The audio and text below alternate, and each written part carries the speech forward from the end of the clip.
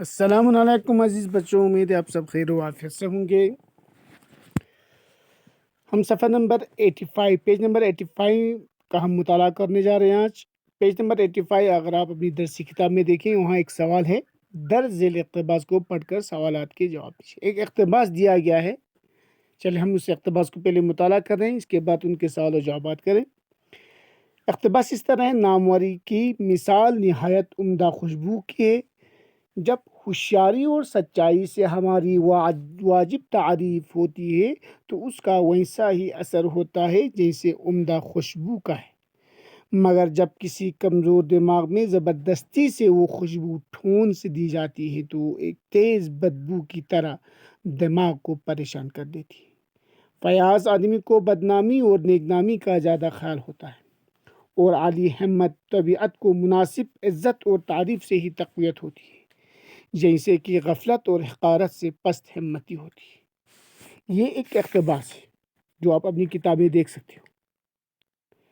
اس کے بعد page number 86 میں اگر آپ دیکھیں اپنی کتاب میں، وہاں کچھ سوالات دیے گئے ہیں۔ سوال نمبر 1 ہے: فیاض آدمی کو کس چیز کا زیادہ خیال رہتا ہے؟ ہمیں اسی اقتباس میں سے جواب ڈھونڈنا ہے، تو ہم لکھیں گے فیاض آدمی کو سب سے زیادہ اپنی بدنامی اور نیکنامی کا خیال رہتا ہے۔ کس کا؟ فیاض آدمی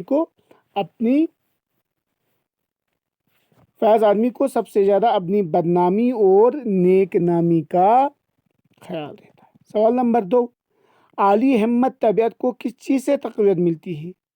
عالی ہمت طبیعت کو مناسب عزت اور تعریف سے ہی تقویت ملتی ہے۔ سوال نمبر 3: پست ہمتی کا سبب کیا ہے؟ پست ہمتی کا سبب غفلت اور حقارت ہے۔ غفلت اور حقارت۔ اس کے بعد سوال نمبر 4 آپ سے پوچھا گیا ہے، اوپر دیے گئے اقتباس میں، جو اقتباس ہم نے پہلے پڑھا ہے، پیج نمبر آپ 85 میں دیکھ سکتے ہو کتاب میں۔ اوپر دیے گئے اقتباس میں سے ان لفظوں کے ہم معنی تلاش کیجیے، جیسے کہ الفاظ ہیں: شہرت، سخی، طاقت، نیچے، موزوں، لاپرواہی۔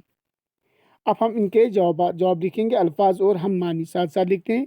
شہرت کے ہم معنی ہیں ناموری، سخی فیاض، طاقت کے ہم معنی ہیں تقویت، نیچے پست، موزوں مناسب، لاپرواہی غفلت۔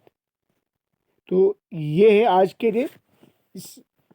باقی جو اس کے بعد جو ایکسرسائز ہے وہ ہم کل کریں گے۔ والسلام علیکم ورحمۃ اللہ۔